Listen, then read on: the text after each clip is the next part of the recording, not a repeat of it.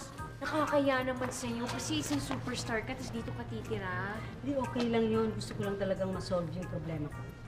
Okay. O sige, pasok ka muna. Ayan. Dito ka lang. Oh, huwag kang mag-alala. Sige na. Alam mo kasi gusto kong mahuli sa akto kung sino yung sumisira sa pangalan ko eh. Tama naman yan. Huwag kayo, dito lang kayo. Feel at home, relax. Okay? Okay? O sige, type niyo, okay lang ba itong bahay ko? Mukhang malalaki yung mga gamit niyo, ha?